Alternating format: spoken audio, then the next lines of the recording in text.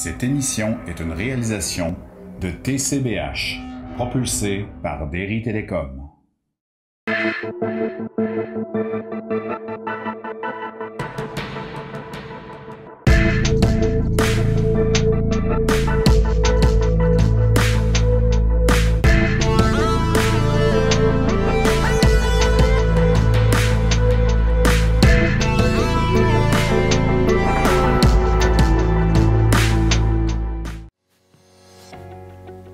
Salut!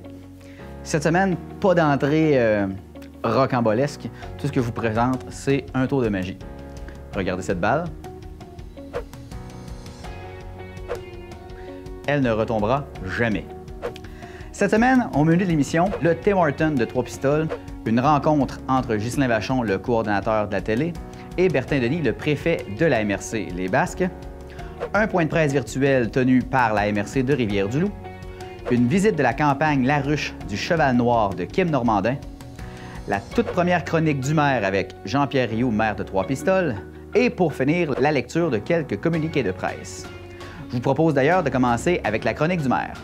Monsieur Rioux traitera de 5 dossiers en 10 minutes sur des investissements à moyen et long terme pour la ville, soit la piscine régionale des Basques, l'hôtel de ville, la rue Notre-Dame-Ouest, le skatepark et le centre des congrès. Monsieur Rioux et moi, on espère que vous aimerez le nouveau format. Donc sur ce, bon visionnement.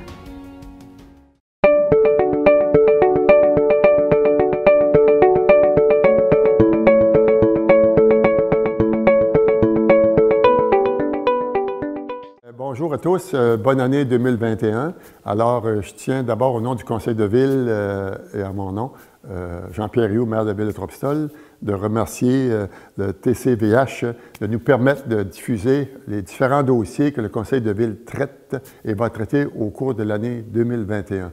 Surtout par ce temps de pandémie où les gens n'ont pratiquement pas accès aux assemblées publiques parce qu'on n'en tient plus. Alors, la télé communautaire va vous permettre de suivre certains dossiers qui, normalement, là, vous ne seriez pas au courant parce que, n'étant pas au fait là, dans des rencontres publiques, vous expliquant ces dossiers-là. Donc, je vous souhaite une bonne année 2021. Ça va être des rencontres régulières qu'on va faire à partir du conseil de ville, l'hôtel de ville, via votre écran de télévision. Alors, ça s'adresse aux citoyens de Trois-Pistoles, mais à tous les auditeurs qui sont autant de Biencourt, Saint-Modeste, Trois-Pistoles, Saint-Cyprien, la MRC des Basques. Alors, merci beaucoup d'être là. Alors, ma première entrevue qui a lieu aujourd'hui, je l'oriente surtout vers les investissements que la ville de Trois-Pistoles a à faire à moyenne et à longue échéance dans notre milieu. Et juste pour faire une histoire courte, c'est environ 20 millions de coûts que ça représente, des investissements qu'on a à faire dans notre milieu, notre ville, dans les limites de la ville de Trois-Pistoles. On a rencontré le député Denis Tardy la semaine dernière à sa demande pour qu'on lui expose un peu nos priorités municipales pour l'année et les mois qui viennent. Alors, dans ces priorités-là, vous savez, en période de pandémie qu'on vit présentement, toute la vie économique est chamboulée et souvent, dans d'autres problématiques que les gouvernements ont connues, que nos sociétés ont connues antérieurement, sans que ce soit une pandémie, quand il arrive une problématique qui découle, devient économique dans notre pays, au Canada ou au Québec, les gouvernements, souvent pour relancer l'économie, mettent en place des programmes municipaux, des aides financières pour que les municipalités puissent organiser puis restructurer leur équipement. Et ça remet l'économie en marche, si vous voulez, alors des travailleurs, des entreprises et tout, mais pas souvent par les municipalités. Mais pour ce faire, bien, il faut, l'expression, c'est comme toi avoir une chaudronne de thé prête sur le rond de poêle. Quand tu en as besoin, la visite arrive, tu verses ton thé, il est prêt.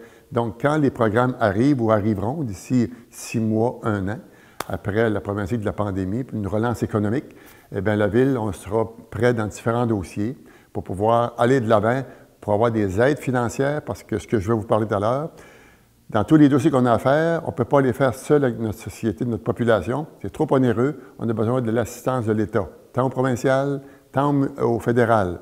Et souvent, les campagnes électorales, les programmes électoraux, quand il y a des élections, ça donne un bon coup de main aussi. Donc, c'est dans cet angle-là que je vais vous approcher de nos besoins. Alors, le premier qu'il y a, c'est la piscine régionale des Basques. Bel équipement qu'il en est. beaucoup de personnes viennent l'utiliser, mais elle a été construite il y a environ 31-32 ans. C'était environ 1,2 million, 1,3 million que ça a coûté refaire ou faire la construction de la bâtisse au-dessus du bassin, qui lui a été construit en 1964-65 environ. Mais l'enveloppe de cette bâtisse-là est en briques. La fenestration est désuète, alors il faut la remplacer. Le système de ventilation, il faut le remplacer. Les salles de douche, de déshabillage. Vous avez aussi tout le revêtement en briques, là, le mortier qui relie les briques est en train de s'égrener. Il n'y a pas de rien que les murs tombent à terre, mais il faut refaire tout ça. Et ça, on a fait une évaluation par une firme d'ingénieurs. Et puis, c'est environ 4,5 millions que ça va coûter refaire le bâtiment et le remettre à niveau après 31 ans de vie. Alors, ce n'est pas quelque chose de courant, 4,5 millions. Alors, il faut aller dans des programmes très précis. Déjà, on est enligné dans des programmes provinciaux et fédéraux. On attend des réponses. Alors, c'est aussitôt que la réponse va être donnée, là, on va enclencher un processus pour restaurer ce bâtiment-là, qui est très utile pour notre société pistoloise et MRCN. Le deuxième dossier, c'est l'hôtel de ville où on est ici. L'hôtel de ville, ici, c'était construit sur des années, au début du siècle, des années 1900. C'était un hôtel, l'hôtel Molson. Et puis, vous avez eu, après ça, l'hôtel de ville est devenu, c'était le siège social de la municipalité. Et c'est en 1970 qu'il y a eu la dernière restauration majeure du bâtiment, la fenestration et tout. Alors, présentement, quand ça a été fait il y a 50 ans passés, et aujourd'hui, les règles au niveau de l'architecture et de l'accessibilité aux lieux ont changé. Exemple, dans la salle au deuxième étage, qui est l'Assemblée publique, normalement. Alors, vous avez les personnes à mobilité restreinte n'ont pas accès. Il va falloir y penser à mettre un ascenseur pour que les gens puissent avoir accès.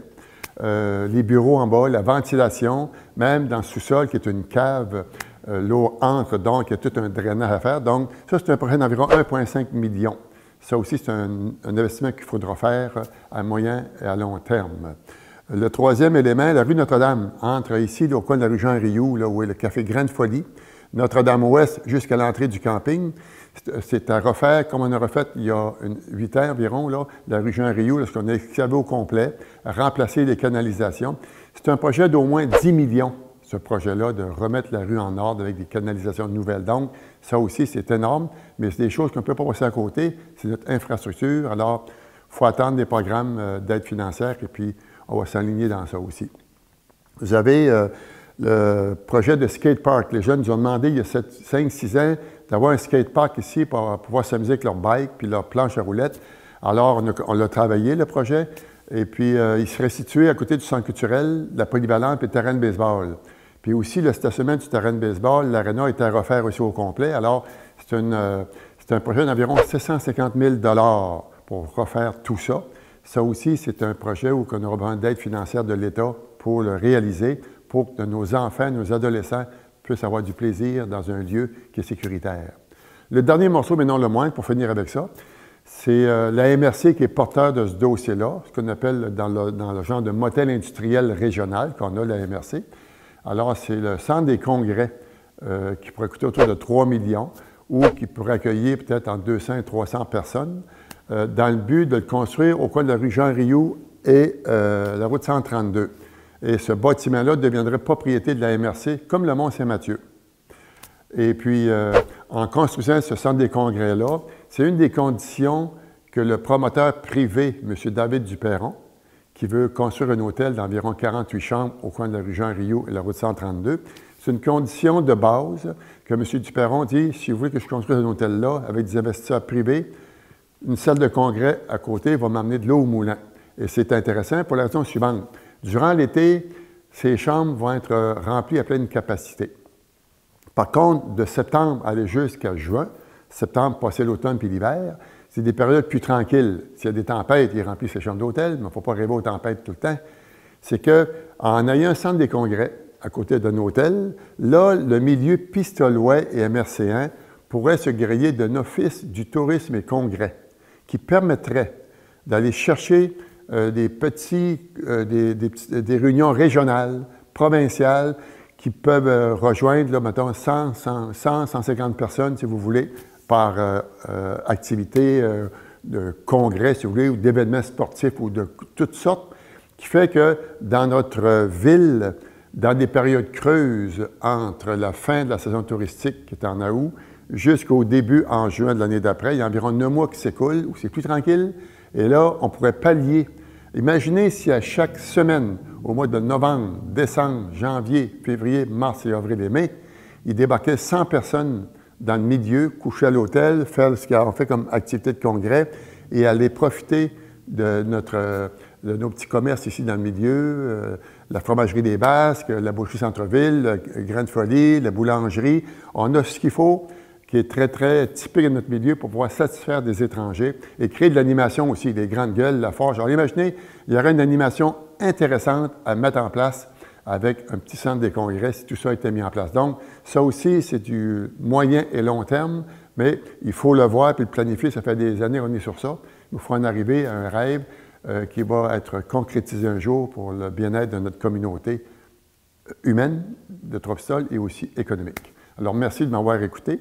Et si vous avez des critiques, vous pouvez les faire aussi ou des questionnements. Vous pouvez les envoyer à l'Hôtel de Ville, par téléphone, courriel, sur la page de la Ville, Internet. Alors, on est capable de répondre. Si vous avez des sujets précis que vous voulez qu'on parle, envoyez-nous ça, puis je vais pouvoir vous donner réponse à vos questionnements. Merci.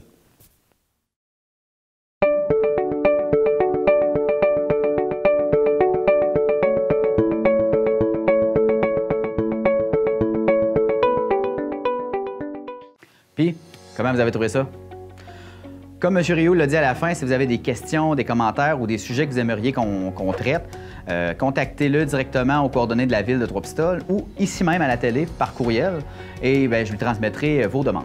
À présent, on s'en va voir une entrevue que j'ai pu réaliser avec Yves Levasseur, directeur du Tim Hortons de Trois-Pistoles, pour qu'il nous parle un peu plus des récentes rénovations faites sur le restaurant. D'ailleurs, saviez-vous que à tous les 10 ans, les restaurants Tim Hortons refont une beauté? On s'en va écouter ça.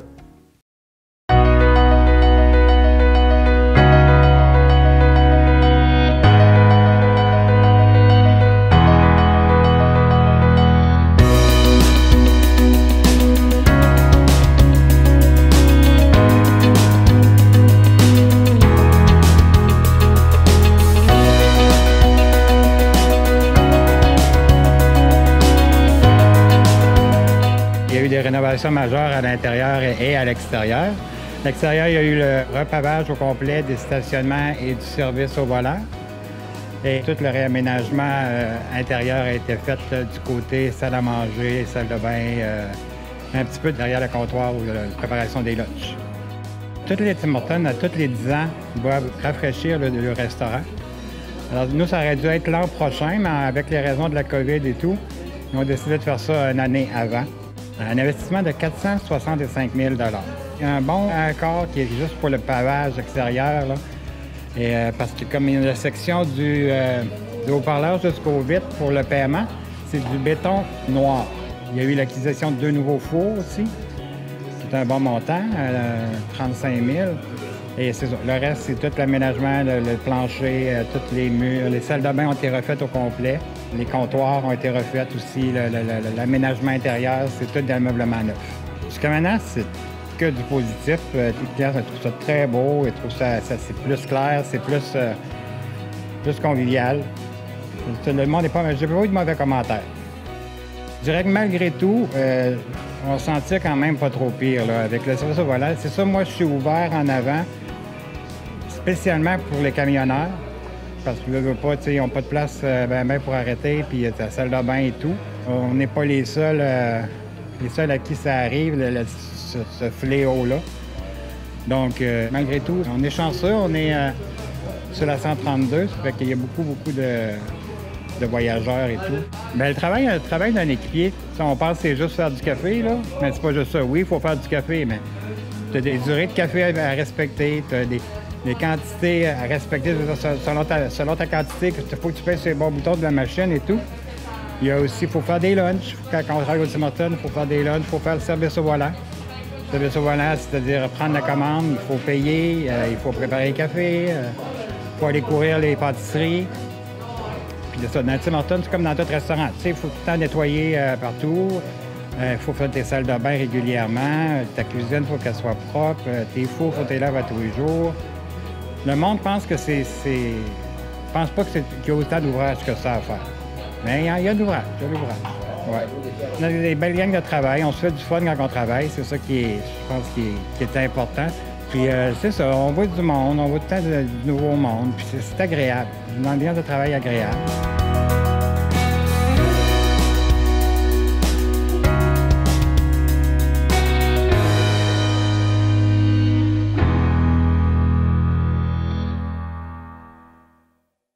On est de retour. Je suis persuadé que vous avez appris au moins un truc en écoutant M. Levasseur. Moi-même, qui ai déjà travaillé en restauration, j'ai appris plein de choses en l'interviewant. Pour ceux et celles qui auraient envie de me dire « Ouais, ben Marc-André, Tim Hortons, c'est pas une entreprise locale, c'est une chaîne. Tu devrais mettre l'accent sur des commerces locaux, tu sais. » Bien, d'abord, j'ai envie de vous dire que c'est une entreprise locale qui emploie plein de gens de la région, d'abord, même si c'est une chaîne. Et ensuite, ce sont des travaux qui ont eu lieu sur le territoire de la télé communautaire. Donc, c'est de l'actualité. Et finalement, si vous voulez que la télé communautaire s'intéresse à votre commerce pour des nouveautés ou simplement pour vous faire connaître, je vous invite à communiquer avec nous. Sur ce, ben, on s'en va prendre une pause publicitaire et on revient avec le point de presse virtuel de la MRC de Rivière-du-Loup au sujet de leur consultation citoyenne sur leur toute première politique famille et aînés. À tantôt.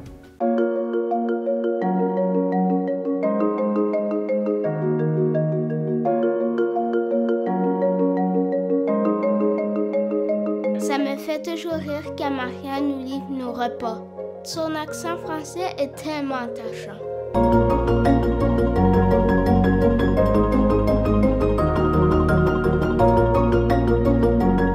Parler en français au quotidien, un jeu d'enfant. Travailler en santé, c'est vivre des moments qui peuvent parfois être intenses. Mais de l'autre côté, c'est aussi l'occasion de faire une différence. Informe-toi. Travailler en services sociaux, c'est parfois faire face à des situations qui nous touchent. Mais de l'autre côté, c'est aussi l'occasion de faire une différence. Informe-toi.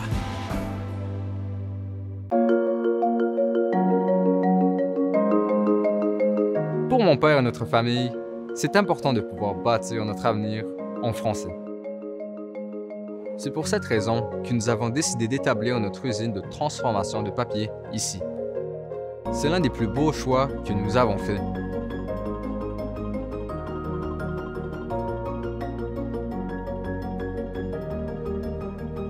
Parler en français, un incontournable.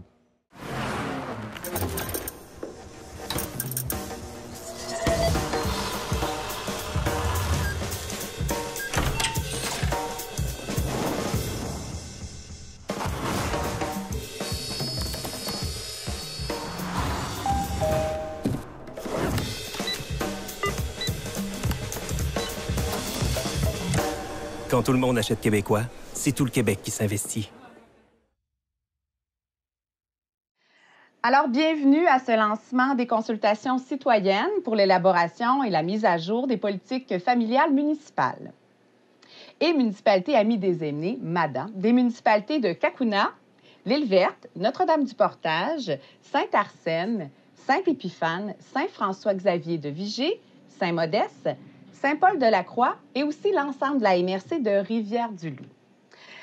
Pour débuter cette conférence de presse, j'invite tout simplement et grandement le président du comité de coordination de la politique famille et aînés de la MRC de Rivière-du-Loup et aussi le préfet de la MRC de Rivière-du-Loup, M. Michel Lagacé.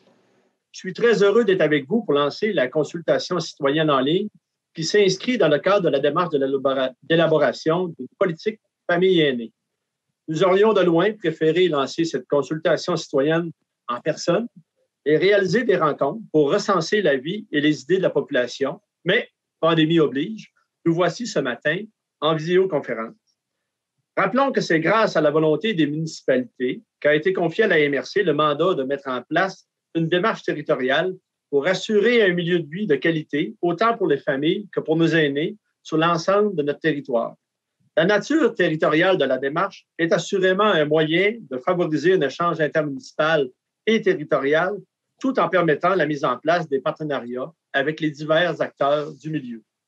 Cette démarche crée aussi une occasion unique d'établir des stratégies pour inciter les entreprises et les organismes à intégrer le principe « penser et agir famille » et de sensibiliser les décideurs à l'importance des familles et des aînés dans tout processus de décision.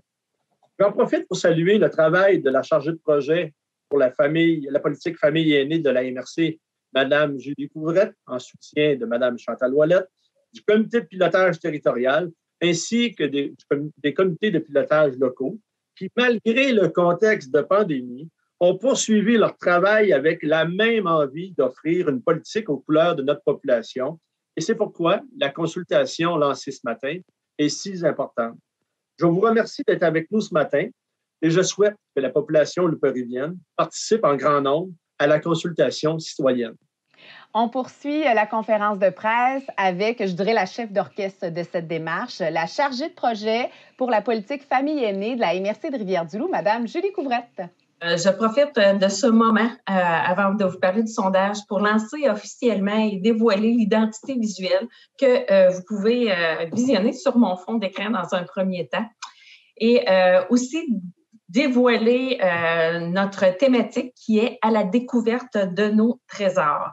Donc, notre MRC recèle de trésors, mais grâce à ces politiques famille aînée, nous désirons créer de nouveaux trésors sur l'ensemble de notre territoire. Donc, vous pourrez découvrir les autres logos et visuels sur la page web de la démarche que vous pouvez facilement trouver en vous rendant sur le site de la MRC et en cliquant sur le logo politique famille aînée de la MRC de Rivière-du-Loup.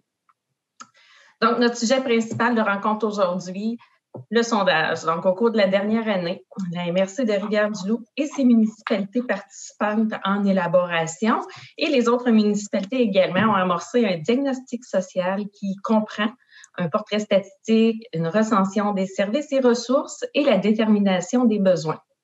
Pour compléter ce diagnostic, le temps est maintenant venu de consulter les citoyens pour connaître leurs besoins réels. C'est donc par le biais d'une première consultation sous forme de sondage en ligne que les citoyens de 12 ans et plus de la MRC sont invités à se prononcer entre le 9 février et le 1er mars 2021. Les municipalités et la MRC partagent déjà ou partageront dans la journée le lien unique pour accéder à ce sondage sur leur site web et leurs médias sociaux. Et des affiches ont également été placardées à l'ensemble de la MRC dans des endroits stratégiques. Et ces affiches arborent un pratique code QR. Donc, en quelques clics sur la page web de la démarche, tous peuvent accéder facilement à ce sondage. Donc, on voit maintenant Chantal qui nous montre comment accéder à ce sondage. Donc, enfin, pour favoriser une plus grande participation à ce sondage, nous avons fait réaliser de courtes vidéos promotionnelles par Marc Larouche. Les acteurs principaux de ces vidéos sont nul autre que certains membres de nos comités de pilotage. Donc, les vidéos vont être diffusées sur les médias sociaux tout au long du mois de février. Et je vous invite à visionner une de ces vidéos promotionnelles. La MRC de Rivière-du-Loup part à la chasse au trésor en menant des consultations citoyennes auprès de toute la population. La MRC veut connaître nos besoins, ce qui nous intéresse pour améliorer notre qualité de vie. La MRC veut découvrir quels seraient vos trésors pour élaborer la politique famille et aînée. Vivre dans un milieu sécuritaire avec ma douce, c'est ça mon trésor. Que mes élèves s'épanouissent au quotidien, c'est ça mon trésor. M'occuper de ma famille et des gens que j'aime, c'est ça mon trésor. Oh. Bien informer les citoyens, c'est ça mon trésor. Participe, toi aussi. En répondant au sondage citoyen avant le 1er mars 2021. Partage ton trésor. Rends-toi au pfmmada.riviereduloup.ca. Ça met la table de voir une des deux vidéos qui sera diffusée à travers l'ensemble des médias sociaux et repartagée, on le souhaite grandement. Je pense, ça définit bien ce que c'est la démarche. C'est une démarche faite par les citoyens, pour les citoyens. Alors, on voit ces beaux visages-là d'un peu partout et les deux vidéos sont des gens qui font partie de la démarche. Il y a certaines municipalités qui sont présentement en élaboration ou en mise à jour de leur politique, mais elles ne sont pas oubliées au niveau de la politique territoriale où tous les citoyens de la MRC sont consultés et où les municipalités sont aussi incluses afin d'harmoniser les plans de tout un chacun avec la politique territoriale. Et suite au sondage, il y aura d'autres consultations où là, les citoyens seront consultés de façon plus précise sur des sujets précis par voie de groupes de discussion, de forums de discussion, de vox pop, etc. Ensuite, on va élaborer un plan d'action qui va être contenu dans la politique. Et si tout se déroule bien, et tout se déroule bien malgré la pandémie, les plans et politiques seront déposés pour adoption par résolution au Conseil de août ou septembre. C'est assez simple ce qu'on voulait vous annoncer ce matin. C'est un processus de consultation important qui n'arrive pas toutes les années. C'est une démarche qui est importante pour l'ensemble des citoyens parce que ça va toucher leur quotidien et leur bien-être. On veut que vous soyez des gens contagieux par la bonne nouvelle. Partagez pas le virus, mais partagez l'adresse, partagez l'information et partagez la vidéo, une des deux vidéos qui va déjà rouler, je vous dirais, à partir d'aujourd'hui. Et la deuxième qui va arriver bonhomme à l'an durant toute la procédure de la consultation. Soyez contaminants, soyez invitants auprès de vos familles et vos amis parce que votre opinion, vos idées comptent et vont servir à alimenter cette démarche d'élaboration de politique famille et aînés de la MRC de Rivière-du-Loup. Alors, c'est ce qui conclut la conférence de presse. Je vous remercie et je vous souhaite une bonne consultation citoyenne et une bonne journée.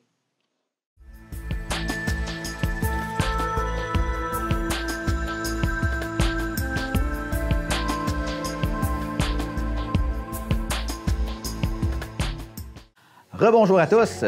Après s'être informé sur la politique famille aînée de la MRC de Rivière-du-Loup, allons découvrir ce que Bertin Denis, le préfet de la MRC Les Basques, a à nous dire au sujet de ses nouvelles fonctions de président du collectif régional de développement du Bas-Saint-Laurent, tout un nom, ce qui se passe au dossier de la SEMER avec les matières compostables. Vous savez, c'est un dossier qui est pas facile.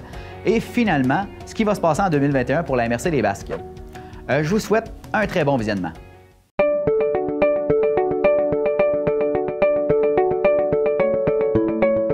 J'ai été nommé président du collectif régional de développement du Bas-Saint-Laurent. C'est un organisme là, dans le fond, qui a remplacé l'ancienne CRE qui a été démolie en 2015 par la restructuration des finances de l'État. Les préfets du Bas-Saint-Laurent, à ce moment-là, ont recréé un nouvel organisme qui s'appelle le CRD.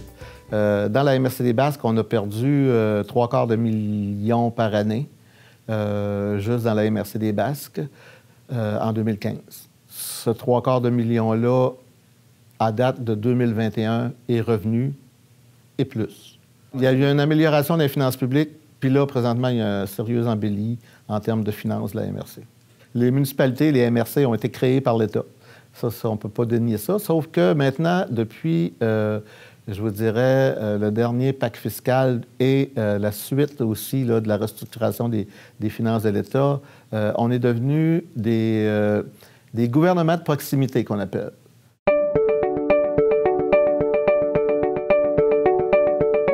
Bien, moi, je peux vous dire ce que je peux vous dire de la SEMER, c'est que nous sommes un client de la SEMER. La SEMER offre un service de traitement par un procédé de biomécanisation de nos matières putricides. Depuis qu'on a commencé à faire à recueillir ces matières putricides-là, la SEMER est notre fournisseur depuis le début.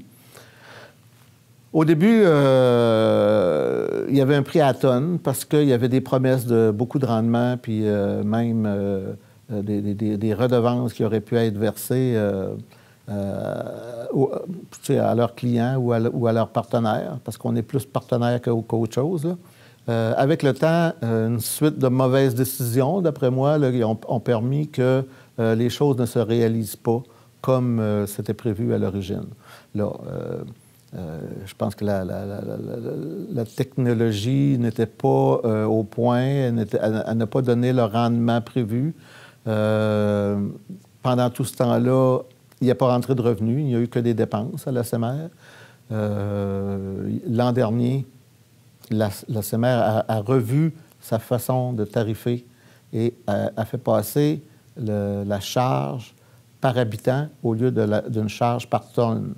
Ça fait qu'à partir du moment où tu fais ça, là, ça devient comme une taxe obligatoire. C'est plus une participation. Là. On est moins partenaire là, tout d'un coup.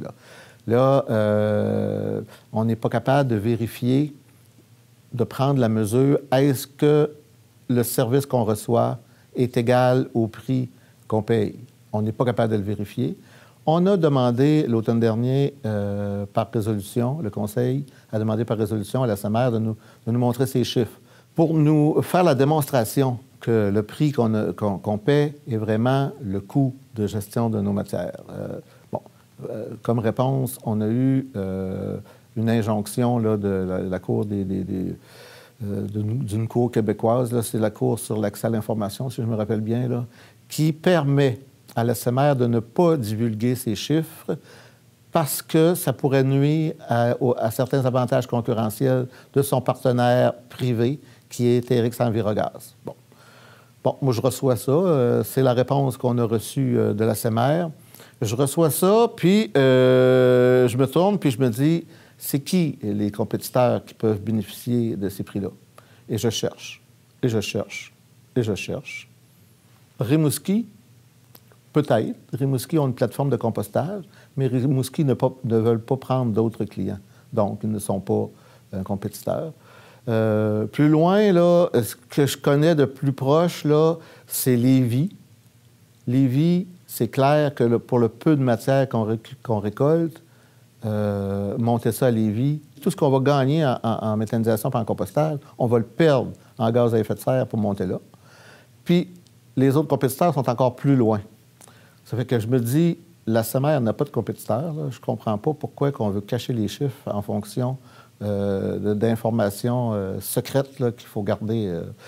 Puis, pendant tout ce temps-là, il existe une espèce de rancœur dans la population qui est exacerbée par un document qui a été mis en ondes, qui a été mis publiquement par M. Simon Périard, dans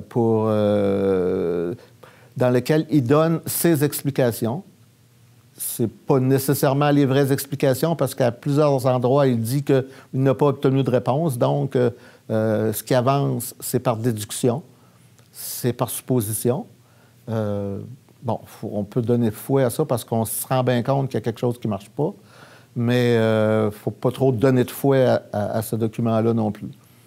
Nous autres, là, au Conseil de la municipalité de la MRC, hier, je te dirais que les gens ont été un peu, beaucoup frustrés là, par la situation et exacerbés, bien sûr, par le document de M. Périard.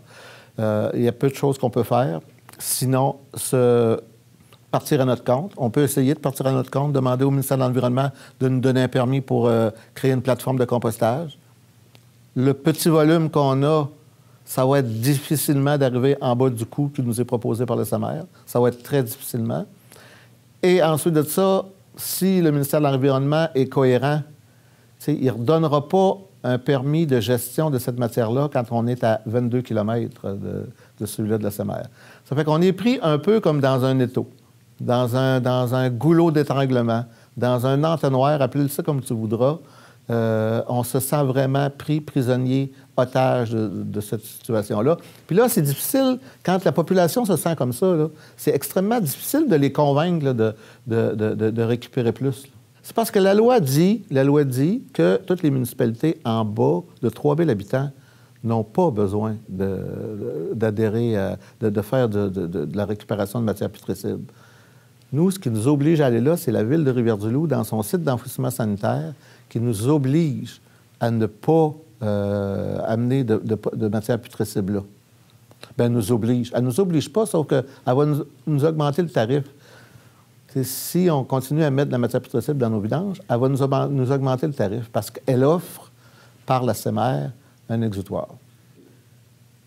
Moi je continue à dire que c'est un prétexte. Moi, je continue à dire que la CEMER aurait grand avantage à divulguer les pires chiffres au monde.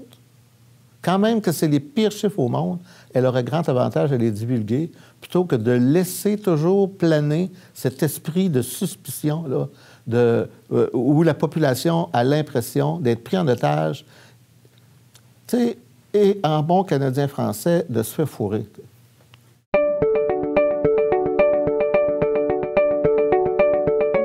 Bien, dans la MRC des Basques, là, je veux dire, on est petit, on est entre deux gros monstres. Non, c'est relatif, là, entre guillemets, deux monstres, là, qui sont Rivière-du-Loup et Rimouski, qui sont très attractifs, qui réussissent à convaincre des entreprises, à convaincre le capital d'investir chez eux. Nous, dans la MRC des Basques, bon, on est une population vieillissante, on a pas beaucoup de main-d'œuvre, je vous dirais, de l'âge des gens qui créent la richesse, là, entre 17 et 65 ans, mettons. Là. Nous, on a 25 de notre population qui dépasse 65 ans. Bon, ça ne crée plus beaucoup de richesse, rendu à cet âge-là. Ça n'en crée encore par le divertissement économique, mais ça n'en crée pas, ça crée pas de biens. Là. Ça fait que faut tirer notre épingle du jeu. Il faut tirer notre épingle du jeu au travers de tout ça. Moi, je pense que la MRC a misé sur ses valeurs premières, les valeurs qui l'ont construite, que sont l'agriculture, la forêt, la sériculture, le tourisme, entre guillemets, parce que le tourisme, là, si on le garde juste sur 3 mois par année, on n'ira jamais loin avec ça. Il faut étirer notre période. Là-dessus, on travaille là-dessus, entre autres, au Mont-Saint-Mathieu, avec le vélo de montagne, avec le ski qui est déjà là, avec l'hébergement. On veut aussi travailler sur l'hébergement. On est en train de travailler fort sur l'hébergement dans la MRC des Basques. Je vous dirais qu'en agriculture, c'est là qu'on fait, je pense, nos meilleurs coups. On est en train de mettre sur pied quelque chose qui n'existait pas, qui s'appelle un motel agricole. Cette idée-là, là, à part d'une combinaison d'un motel industriel et d'un incubateur agricole. C'est-à-dire qu'on va inviter des jeunes à venir s'installer chez nous. On va acheter, la MRC va acheter une terre. On va leur faire un lotissement loué pendant 3 ans, un autre 3 ans, et un bail amphithéotique s'ils veulent rester là. Exemple, s'ils veulent partir dans la culture de petits fruits, mettons, là. Petits fruits, là, tu n'as jamais de récolte avant 3 ans, 4 ans. Puis si tu es obligé de vendre ou de t'en aller après 6 ans, ça n'a pas de bon sens. Bon, on va leur permettre de rester là avec un bail amphithéotique parce qu'on ne peut pas leur vendre. On ne peut pas le lotir à cause de la CPTAQ. Donc, je pense que la solution du bail amphithéotique, c'est une bonne idée. On va aussi supporter tous ces aspirants agriculteurs-là avec une offre de formation, avec une offre de support technique là, par les organismes qui existent, là, comme Sol Vivant, Agritech 2000, en tout cas, nommez-les, il y en a plusieurs qu'on peut utiliser. On applique là-dedans, là-dessus aussi sur les programmes agricoles qui existent. Là, le ministère de l'Agriculture a bonifié l'ensemble de ces programmes en agriculture pour pouvoir faire augmenter la productivité, l'approvisionnement de proximité qu'ils appellent, s'assurer de nourrir notre population le plus près de nous pour pas manger, je dirais, manger le profit ou créer un coût exorbitant par le transport des aliments. Ça fait qu'on rentre là-dedans, on veut offrir la production en serre si il arrive un aspirant qui veut.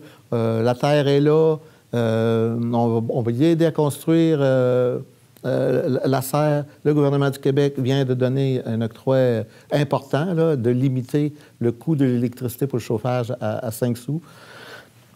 Tout ça mis ensemble, là, ces projets-là, je pense qu'on va avancer, on va donner un beau grand coup dans la MRC des Basques. On va essayer d'y changer le visage. Je te dirais que depuis 3 ans, 4 ans, on est toujours en surplus dans le bilan migratoire. C'est sûr qu'on baisse de population, tu vas me dire. On baisse de population parce qu'on a beaucoup de personnes âgées qui décèdent. Il y en a plusieurs qui s'en vont aussi proches de services plus pointus à Rivière-du-Loup et à Rimouski.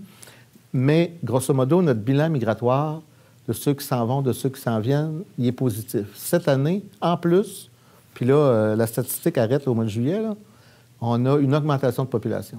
Nous, on pense que la deuxième moitié de 2020 a été prolifique. Puis on pense que par les contacts qu'on a avec les gens de l'attractivité, avec les gens les jeunes en région, on pense qu'il va encore avoir une augmentation de ça. Je pense que la MRC des Basques réussit à lever la tête et à regarder un peu plus loin. L'avenir pour la MRC des Basques semble s'allumer, semble s'éclairer, semble s'ensoleiller. Par la venue de nouveaux arrivants, par la venue de jeunes personnes. 2, par cette conscience-là qu'on a pris de planifier notre développement en fonction de nos richesses et non en fonction d'être jaloux des gros chaque côté de nous autres ou d'essayer de leur ressembler.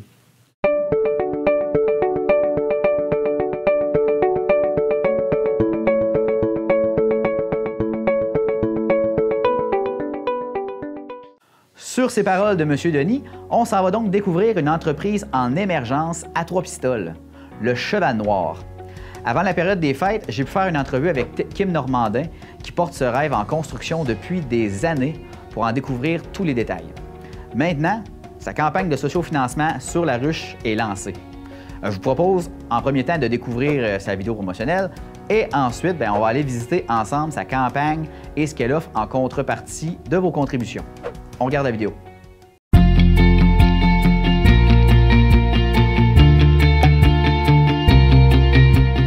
Moi, je m'appelle Kim Normandin. C'est moi qui porte le projet du Cheval Noir.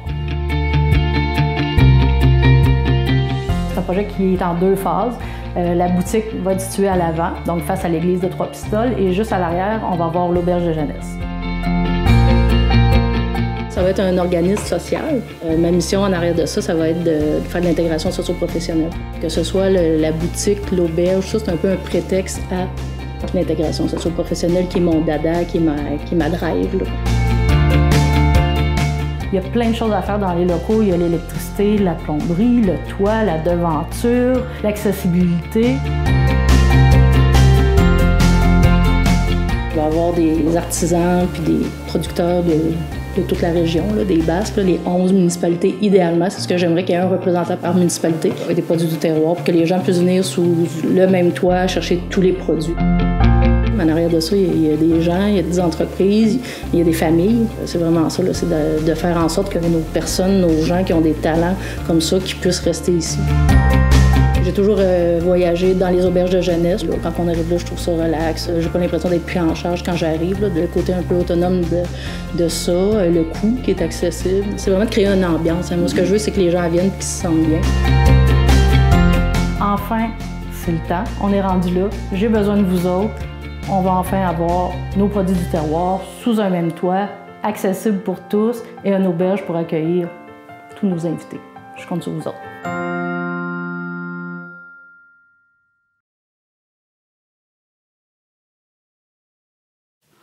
On s'en va maintenant voir sa page. Si vous allez sur l'onglet « Projet », on découvre un peu plus le projet de Kim Normandin. Donc, le Cheval Noir est un projet d'intégration sociale jeunesse et de sensibilisation à l'achat local qui prendra forme dans une boutique du terroir et une auberge de jeunesse. Ce lieu supervisé et adapté permettra d'accueillir des jeunes en insertion socio-professionnelle pour des stages et des expériences de travail. Les participants seront âgés entre 15 et 35 ans et seront référés par la responsable des stages en intégration socio-professionnelle de l'école secondaire de Trois-Pistoles, ainsi que par le volet jeunesse de l'Association des personnes handicapées L'Éveil des Basques. On en apprend un peu plus sur l'origine du projet. Depuis ma migration à Trois-Pistoles, il y a 20 ans, j'ai toujours fait de la promotion de la qualité de vie de notre région, ainsi que l'éloge de nos produits et attraits touristiques. Je me suis aussi toujours impliqué dans ma communauté auprès de divers organismes et événements. J'ai donc décidé de poursuivre en ce sens et d'aller de l'avant dans un projet rassembleur et structurant qui me permet de poursuivre ma passion, l'intégration socio-professionnelle. À quoi servira le montant demandé? Les fonds amassés serviront à la mise à niveau du local afin qu'il réponde aux nombreuses normes exigées en matière de sécurité incendie ainsi qu'en accessibilité. Ces ajustements nous permettront de rendre les lieux sécuritaires et inclusifs pour la clientèle ainsi que pour nos jeunes employés en intégration socio-professionnelle. Si vous remontez un peu plus haut, vous allez voir offre. Vous allez voir qu'est-ce que ça comprend. Donc, il y a contribution sans contrepartie, donc les gens qui ne veulent pas nécessairement de contrepartie, mais qui veulent donner.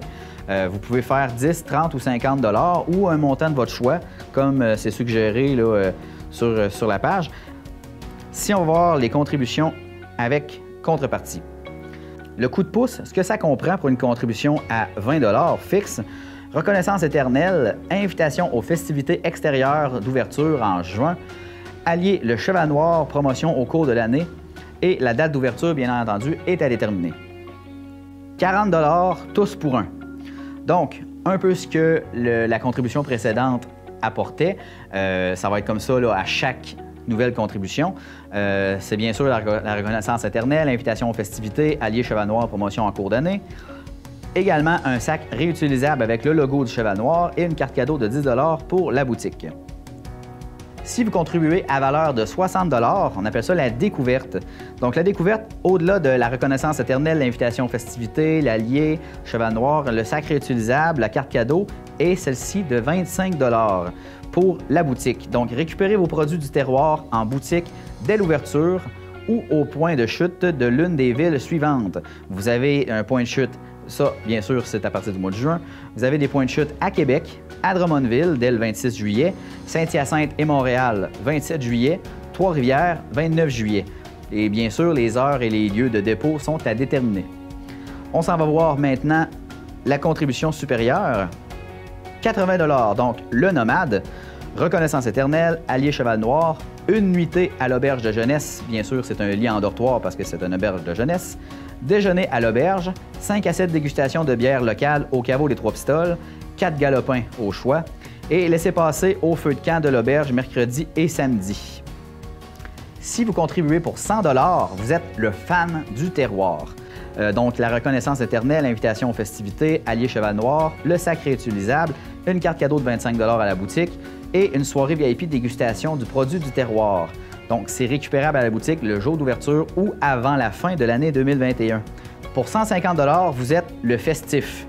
Donc, bien sûr, la reconnaissance, l'invitation aux festivités, allié, sac réutilisable, 25 $ à la boutique, un billet pour deux pour des soirées spectacles festives à l'été 2021 à la microbrasserie Le Caveau des Trois Pistoles et accès au feu de camp de l'auberge pour l'été complet de 2021. 200 $, la grande visite. Donc la reconnaissance, 2 nuitées à l'auberge de jeunesse, 2 déjeuners à l'auberge, 5 à 7 la microbrasserie avec 4 galopins bien entendu, 25 $ de carte cadeau à la boutique, sac réutilisable avec le logo du Cheval Noir et laissez passer au feu de l'auberge mercredi et samedi. À 250 $, c'est la totale. Donc, la totale, ce que ça comprend, c'est la reconnaissance, invitation aux festivités, allié du Cheval Noir, sac réutilisable, carte cadeau de 50 $ cette fois-ci, soirée VIP, dégustation du produit du terroir, billets pour 2 spectacles festifs à l'été 2021 au Caveau et accès au feu de camp de l'auberge pour l'été complet de 2021. 500 $, les piliers. Reconnaissance éternelle, invitation VIP à l'ouverture officielle et ses festivités durant le mois de juin, publicité et visibilité pour 1 an. Ça comprend votre nom au tableau d'honneur dans la boutique, votre logo sur les sacs donnés lors de la campagne et mention lors d'événements publics et médiatiques. Donc, c'est certain que c'est un gros montant, mais c'est quelque chose qui va faire avancer beaucoup le projet. 1000 $, donc là, on commence à aller dans les choses sérieuses. Ça s'appelle municipalité engagée. Tout est dans le nom.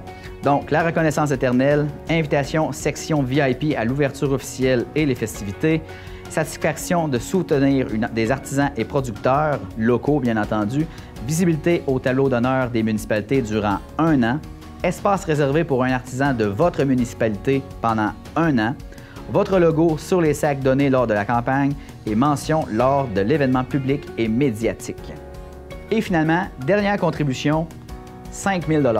Donc 5 000 $, ça s'appelle la catapulte et je pense que le nom explique très bien ce que ça comprend. Reconnaissance éternelle, tête d'affiche au tableau d'honneur en vitrine pour 2 ans, satisfaction d'offrir un lieu adapté et accessible pour tous, invitation VIP à l'ouverture officielle des festivités, votre logo sur des sacs donnés lors de cette campagne, mention lors d'événements publics et médiatiques et photos dans le journal avec l'équipe du Cheval Noir. Donc, pour réaliser cette campagne, il reste 51 jours et le montant amassé pour le moment est de 3 790 $ sur 25 000 $, soit 15 %. Le projet a été accepté au fonds 1001. 1001, ce que ça veut dire, c'est plus 25 000 $. Autrement dit, sa campagne est de 25 000 $, mais le fonds 1001 pour la jeunesse soutient ce projet par une bourse de 25 000 $ conditionnelle à la réussite de la campagne. Autrement dit, il double le montant de la campagne. Donc, si vous réussissez à amasser 25 000 $ pour le Cheval Noir, bien le fonds 1001 va doubler ce montant-là. Donc, c'est quelque chose qui est assez intéressant. Donc, on invite tous ceux et celles qui seraient intéressés à l'encourager à visiter cette page. Bien sûr, je vous mets tout ça en détail en description sous la vidéo de l'émission sur notre chaîne YouTube. D'ailleurs, je vous invite à vous abonner. On est maintenant rendu à la partie préférée de tous, la lecture des communiqués de presse. On va aller voir sur notre page Facebook ce qui s'y trouve. D'ailleurs, je vous invite à aimer notre page si vous voulez suivre toute l'actualité qu'on y diffuse.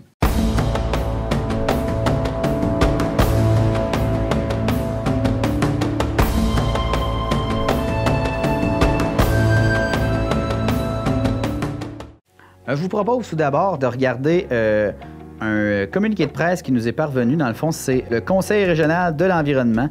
Ça nous a été envoyé par l'infolettre de la ville de Trois-Pistoles. Objectif, 0 masque jetable dans la rue. Donc, ça a été envoyé le 5 février à Rimouski. Les principaux acteurs de la gestion des matières résiduelles de la région et le Conseil régional de l'environnement du Bas-Saint-Laurent s'unissent pour sensibiliser la population à disposer des masques de procédure de manière responsable, c'est-à-dire en les jetant dans les poubelles ou encore dans une boîte de récupération spécialement conçue pour ce type de matériel. Lorsqu'ils sont abandonnés dans la rue, les masques de procédure peuvent se retrouver dans nos cours d'eau et causer des dommages à la faune et à la biodiversité. Ils peuvent aussi boucher des canalisations dans les réseaux de traitement des eaux usées des villes. Il ne faut jamais les jeter par terre ni dans le bac de recyclage, de compostage ou des toilettes. Le groupement régional presse aussi le gouvernement d'instaurer un système de collecte pour les masques de procédure, particulièrement dans les industries, les commerces et les institutions en collaboration avec Recyc Québec. Ce système de récupération devrait s'assurer que le recyclage des masques se fasse au Québec tout en respectant la hiérarchie des 3 RVE, réduction, réutilisation, recyclage, valorisation et élimination. Le gouvernement doit investir dans des solutions durables à la suite des mesures sanitaires mises en place afin de contrer la propagation du coronavirus. Le recyclage des masques jetables et des équipements de protection individuelle doit en faire partie et cela est d'autant plus urgent que le port du masque de procédure obligatoire s'étend à de nouveaux lieux fréquentés par le public. Des solutions innovantes pourraient être mises en place telles que le masque compostable fabriqué au Québec. En attendant, tout en respectant les règles de santé publique en priorité, il vaut mieux privilégier l'usage des masques réutilisables dans les lieux publics permis. Le groupement régional demande donc au gouvernement de contribuer à sensibiliser le public de bonne gestion des masques jetables, de mettre en place un système de recyclage adéquat et de procéder à une analyse du cycle de vie de ces masques pour évaluer leur réel impact sur l'environnement. Pour obtenir des informations sur les options de recyclage des masques de procédure, les citoyens peuvent s'adresser auprès de leurs autorités municipales et organismes qui les représentent. Ils peuvent également visiter le site Internet de Recyc Québec. À présent, on s'en va voir notre page Facebook pour lire quelques communiqués de presse qu'on a pu publier. Je ne vous ferai pas la lecture complète de chacun des communiqués parce que, bien entendu, il y en a qui sont assez complets. Pour avoir l'entièreté de ces communiqués, bien, vous devez vous abonner à notre page Facebook, nous suivre. Non, c'est pas vrai. Vous avez juste à aller sur notre page Facebook. Vous n'avez pas besoin de nous suivre, d'aimer notre page, mais je vous le conseille fortement. Donc, tout d'abord, l'Alliance de l'Est salue la relance du projet Appui A et les propos du premier ministre François Legault. L'Alliance de l'Est est particulièrement heureuse de l'annonce du gouvernement du Québec de la concrétisation du projet du parc éolien Appui A et des propos du premier ministre François Legault concernant la relance de la filière éolienne au Québec.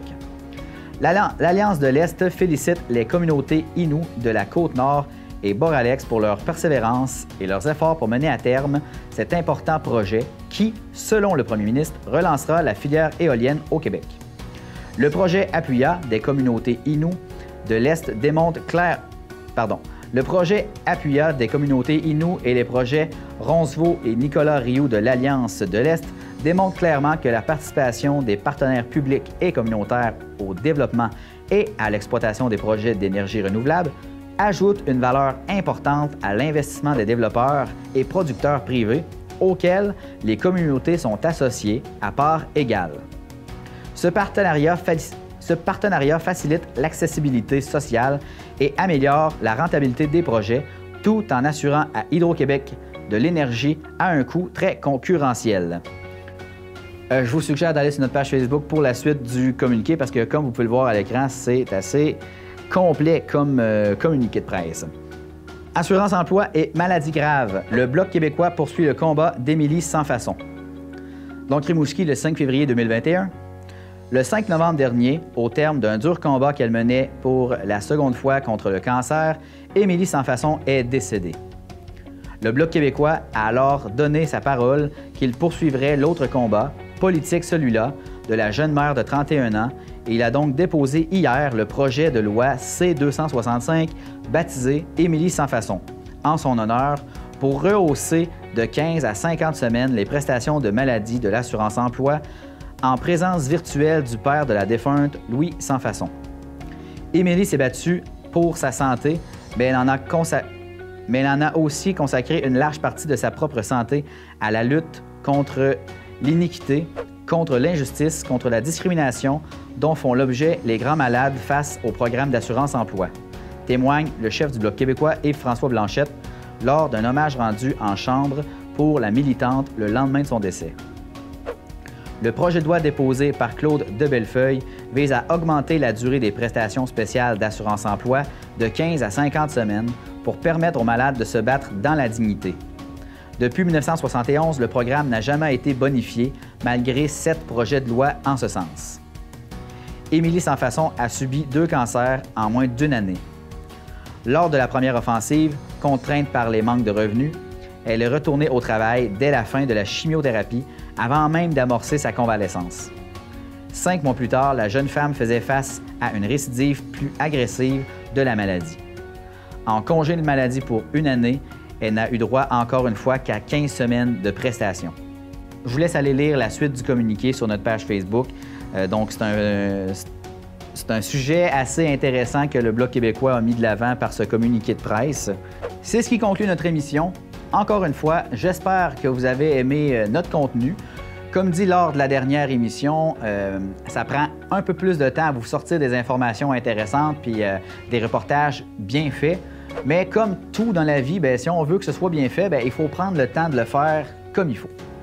Je vous souhaite donc une belle semaine et nous, on se revoit à la prochaine édition. Ciao!